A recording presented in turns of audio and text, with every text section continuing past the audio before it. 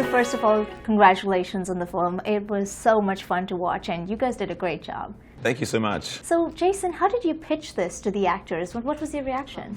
Well, I didn't really. I mean, it was more just sending them the script more than anything. I sent Dan the script along with a little letter about why I thought he would be really good for the role, and then yeah, he was the first person I approached for the role, and imagine my shock that he got back to me. He's like, "Oh yeah, I want to Skype," and so like I Skyped with him, and I was like really nervous. I was like, he's going to be asking me all these questions, and I'm gonna say something really stupid, and he's going to like find out that I suck. And no, he just spent half an hour going, "Love the script, man. I love this bit. I love that bit. This is awesome. Oh, I love it, love it, love it. Let's do it." And then right at the end, I'm like, "Oh yeah, so are you keen?" Oh, yeah. So yeah, no, it was he's an amazingly passionate person, and totally got what I wanted to do with the script, which was great. And yeah, and same with Sam. She was 100% on board, and I think her role, there was a lot of stuff there that she needed to be really fearless for, and she's just totally fearless. She was up for anything, which was great. Rhys, your character is hilarious, and I read you did a bit of ad-lib on this. Was this part of the appeal of the project for you? Yeah, well, for me, the character definitely spoke to me. It's something within my range. I like doing oddballs. I like doing wayward characters that there's definitely something going on with them that is out of the ordinary.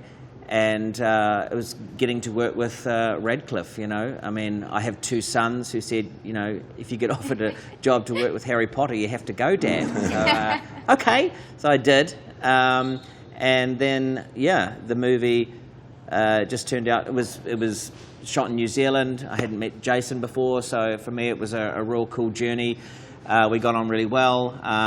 The script was already hilarious, and then he said, ad-lib if you want, so I did, and so we had a great time. Yeah, no, I mean, I think that's a great, I love working that way with actors. I mean, like, you've got what's on the script, and as long as you get those, those beats, those points, yeah. How it's said is sometimes less important than,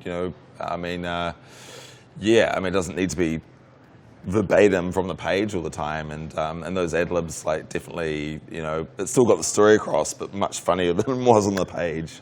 Yeah. What is it about the gaming world that you wanted to explore?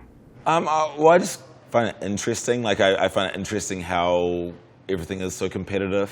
It's part of human nature, I guess, but, everything is gamified. Everyone wants to watch people play games or play sports or... And yeah, I mean, I just the fanaticism I find really interesting. So yeah, it was partly that, I guess. The esports, the computer gaming competitive world is huge. Oh, it's amazing. getting bigger than the movie industry. Yeah, and there's an age group that is it's predominantly younger than us. Yeah. But they, and if you're not part of it, you might know about it, but if you're not part of it, you don't really know how big it is and how intense these things are. And this movie speaks to so many people, I think, in that arena for sure. I mean, my kids dabble; they play games. My 13-year-old and stuff, and so it's hard to sort of comprehend the amount of excitement and competitiveness in that shoot 'em up arena. And it's some, I guess older people see a violence in it, but younger people see it pure, absolute entertainment and strategy and all this kind of stuff. And then, yeah, it fits in that world. Totally, yeah. So Jason, can you talk a bit about filming? Because Daniel has to have these two guns on his hand, and he's trying to open doors and trying to use his phone. How many times did you have to retake those shots? Well, I mean, we wanted him to be bad, we wanted him to be kind of shit at using the gun hands, and so yeah, Dan did practice before. Him and Elise, who was on props, like did this 7-minute video of him just like going through the script and trying different things out with the gun hands, which was just hilarious. Like, I was just cracking out watching it.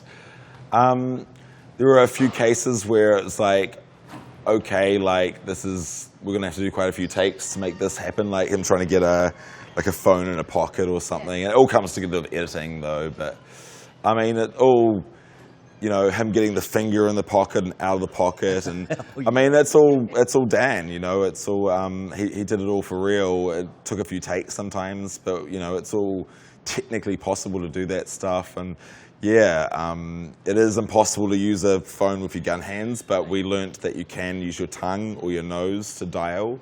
Totally possible.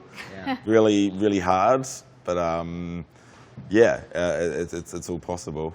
And lastly, both Miles and Nix need each other to survive as partners in crime. So in real life, who's the one person you'd rely on to save you? Oh, my wife. Yeah, always. She's always getting me out of the strife. Sometimes getting me into strife as well, but yeah, she's definitely like the person I trust to, trust in a fight. Okay. We kind of politically have to say our wives. But also my friend Leon Kirkbeck, he would save anyone. Okay, perfect. That's He's great capable. answers. Thank you so much for the chat and wishing you all the best. Awesome, thank you so much. Thank you.